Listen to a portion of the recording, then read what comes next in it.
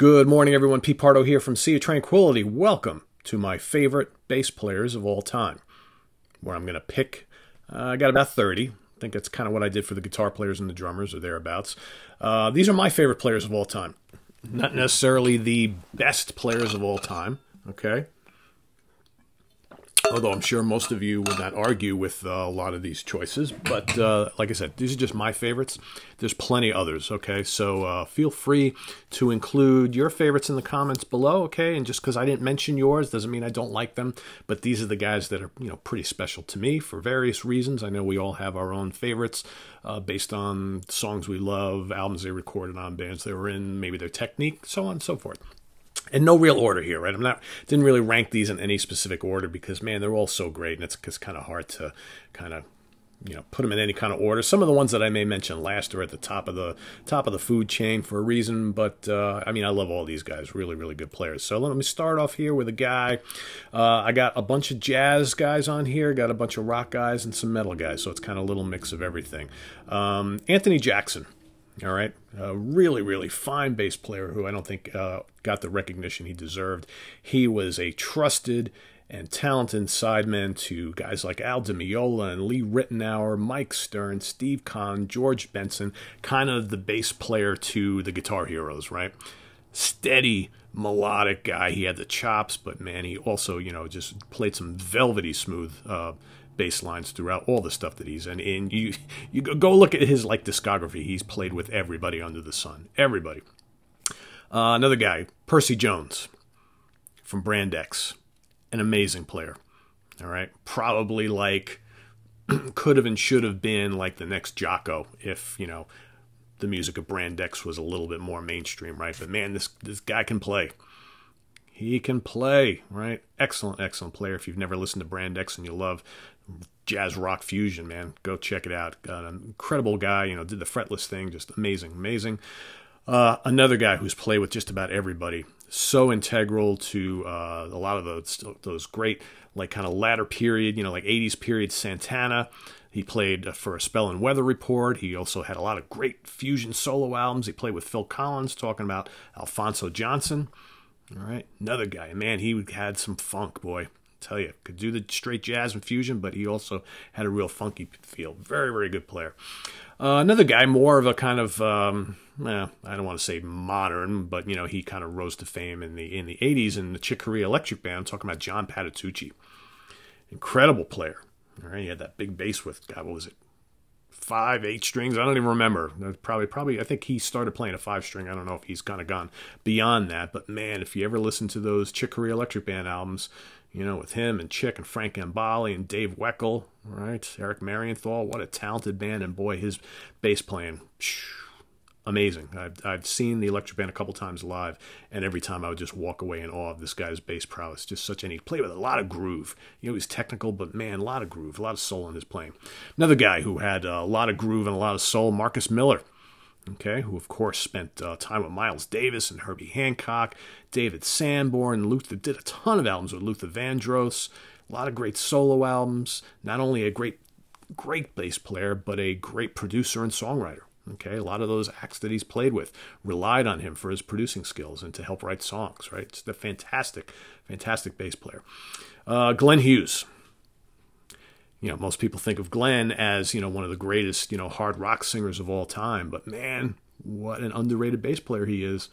I'm telling you, Trapeze, Deep Purple, Black Sabbath, Hughes Thrall, Black Country Communion. He played with Gary Moore. He played with all sorts of people. All right. Killer bass player. Really heavy, and he's a big funk, R&B, and soul fan. So his bass playing is littered with groove, heavy bottom end. Just a really, really fine player. Phil Lynott from Thin Lizzy. Again, another one of those guys that I think gets more looked at for his vocal abilities and his songwriting skills. But man, a hell of a bass player too. Often gets overshadowed in Thin Lizzy because of the kind of the twin guitar thing. Always gets all the attention. But man, that music doesn't work without Phil's bass playing. Very, very solid player. Love him. Jeff Berlin. All right, another fusion guy who incredible chops. He's played with Bruford. He's played with Alan Holdsworth, Kazumi Watanabe, Scott Henderson. He played with, toured with ABWH, Anderson Way from Bruford Howe, right? Did some stuff with Scott Henderson, which I think I already mentioned. Really, really great bass player. And he's done some solo stuff too. It's appeared everywhere. Fantastic, fantastic, fluid player with lots of chops. How about Alan Woody? The late, great Alan Woody from the Allman Brothers Band and Government Mule. Heavy attack on the bass, man. He was what you call, those bass players that you say, man, that bass is booming. That was Alan. Big guy, big bass sounds. Very, very important to, it's just, it really took Government Mule, Warren Haynes in the band, a while to kind of get over his death and to kind of fill his shoes. I mean, that's how amazing of a player he really was. Someone more recently, how about Tal Wilkenfeld? I mean, she's a hell of a player. Have you seen any of the stuff she's done with Jeff Beck? Incredible, she's played with Herbie Hancock and she played with Prince a little bit. Eric Clapton, she is really talented. Really, really talented woman. And I think we're going to be hearing a lot more from her in the years to come because she's only just gotten started. It seems like she's been on the scene for a while. She's still pretty young, but she has only just gotten started. We're going to hear a lot more from her. Stu Hamm, or Stuart Hamm, all right? Another fine, fine melodic player with tons of chops and groove. Of course, played with Joe Satriani and Steve Vai, and done all sorts of other projects and some great solo albums. Very, very talented player. Love him. John Myung from Dream Theater. He's a perfect, a lot of people have complained over the years that you don't hear enough of him on the more latter-day Dream Theater albums. But if you've been following Dream Theater since their inception, the late 80s, early 90s, he's an absolutely terrific player.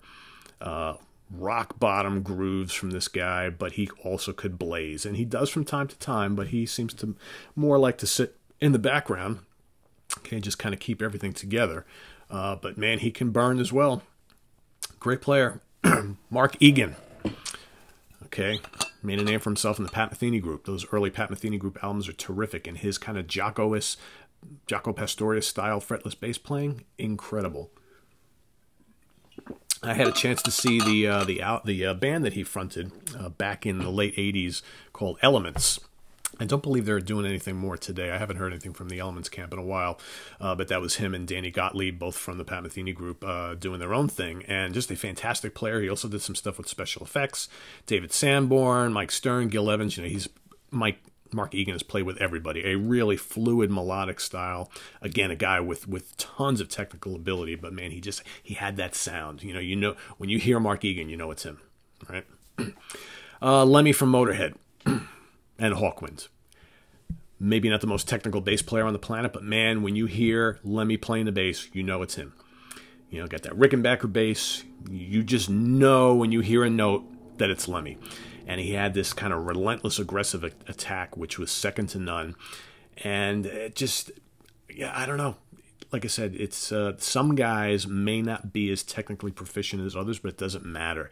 They had the feel, they had the sound, and Lemmy had that. Big time. Tony Levin. What can you say? The guy, again, has played with everybody.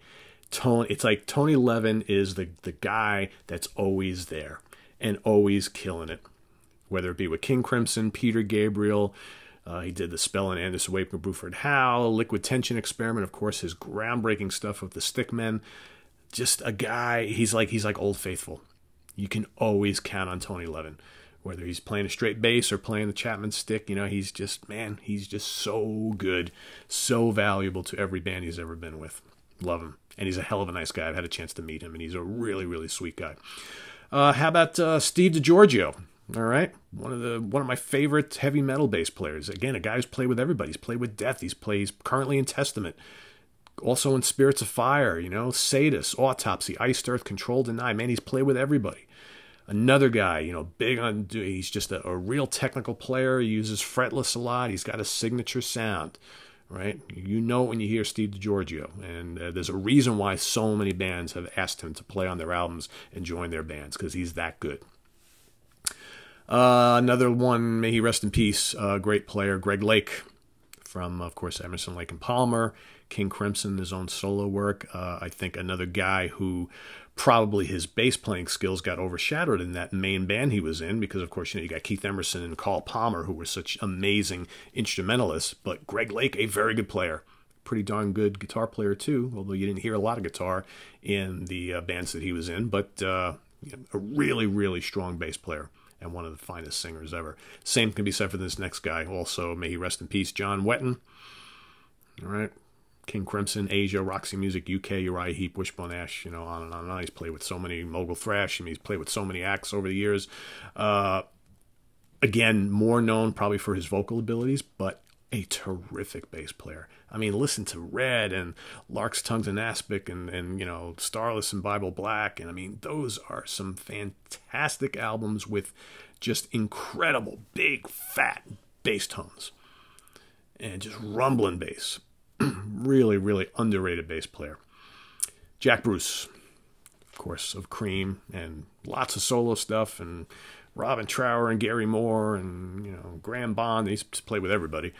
An amazing, amazing technician. Also played with Leslie West and Corky Lang, West Bruce and Lang. I mean, again, another one of those guys where you hear a line from him on his bass, you know it's him. You know it's Jack.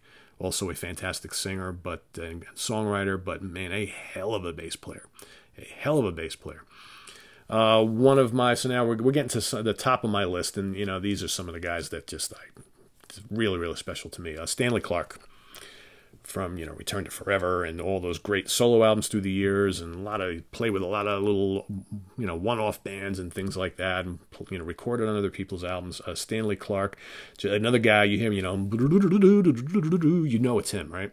He's just got so much soul, right? Deep down inside, he's a jazz guy, but man, he can do this soul and R&B thing.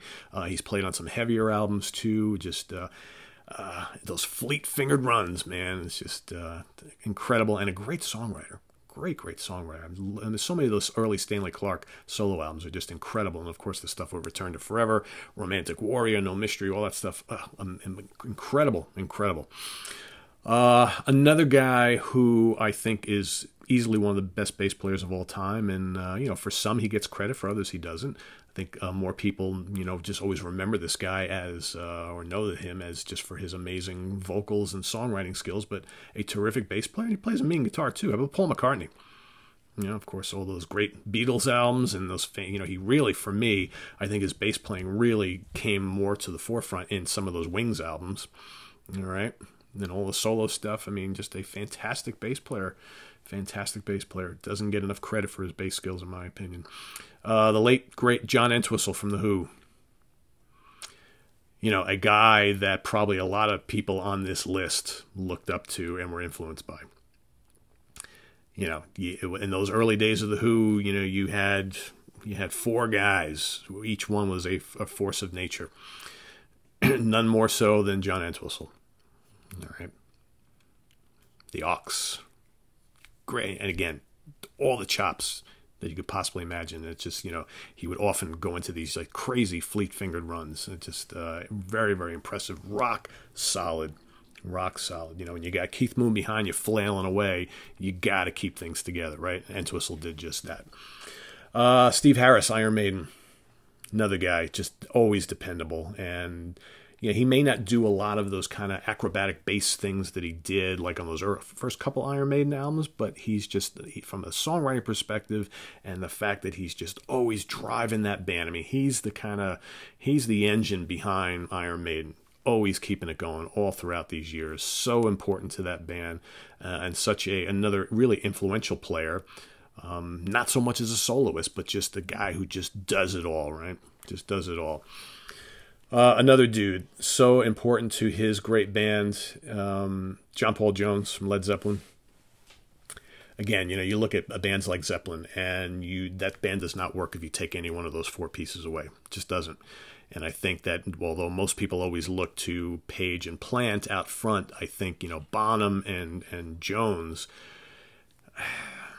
the glue that held that whole thing together, right? You can't take one of them away. And John Paul Jones, from his, great bass playing, which is so underrated, so heavy, to the great keyboard work he added to Led Zeppelin's music on occasion, songwriting, just such an important cog in that machine. All right, Billy Sheehan. I love Billy's playing. Billy is probably, I mean, that's arguable, but one of the most kind of technical players going today. He's got an over-the-top sound. Like, you go to see Billy live with whatever band he's playing, and it's just like, it's almost like overload, because he's just, it's just so loud and so busy and so full of bottom end. For some people, it's too much. I love his bass. I can listen to his bass playing all day long. Whether it be, I grew up listening to Billy and Tallis, right? And then David Lee Roth, and he's now with Sons of Apollo, Winery Dogs, Mr. Big. If you've never listened to him in Niacin, you really should. Niacin, a great kind of like organ trio band with Hammond organ, bass, and drums. Billy's in that band. Fantastic band. Just an incredible bass player. Nice guy. And it's so cool over the course of my lifetime to hear him in so many different projects and bands. And if you really like someone's style, the way they play, to be able to kind of hear them all the time in lots of different settings is a really cool thing. So I'm a fan. Also, Jaco Pastorius, obviously, much missed. It's one of those tragic tales of possibly one of the greatest pioneers of the instrument ever, who just mental illness and addictions just kind of derailed his life way too early. If you never heard him on the early Pat Metheny stuff, Bright Sides of Life is an incredible album. You got the incredible guitar work of Pat saddling up next to Jaco's excellent bass work. Just, it's magic. All right, all those great Weather Report albums he appeared on. He did some work with Mike Stern. If you can go find like those rare live albums of him and Mike Stern jamming in clubs in New York City and all around the world, man, great stuff. As well as Jaco's two fantastic solo albums. The guy, he had a sense of songwriting. He, wrote these like large scores. He just didn't do these bass solo albums. He did, wrote these albums meant to be almost like big band type of thing. And he could write these compositions for bass and make that bass talk, and very lyrical. Who needs a guitar, right? You got the bass.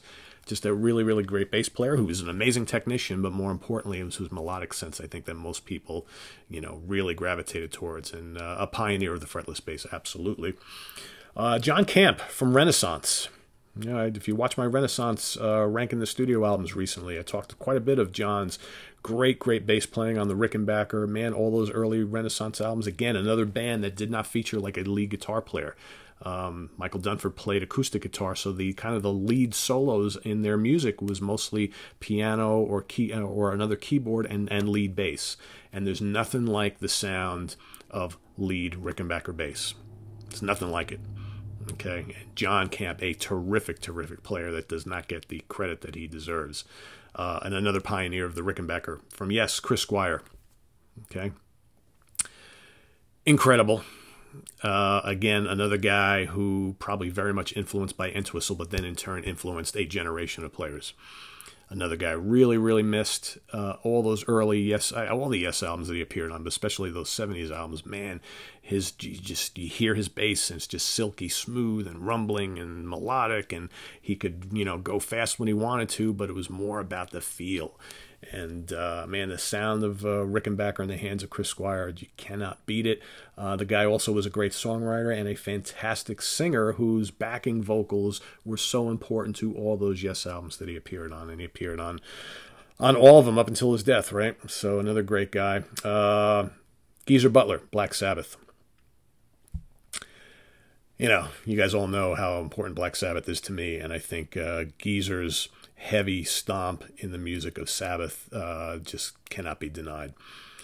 A great guy, great songwriter. I've always loved his bass playing, and you always hear Geezer. I mean, that's like the thing, it's usually, it's Iommi's guitars out front, but man, Geezer is right there alongside him, and the two of them work so well together. It's so important.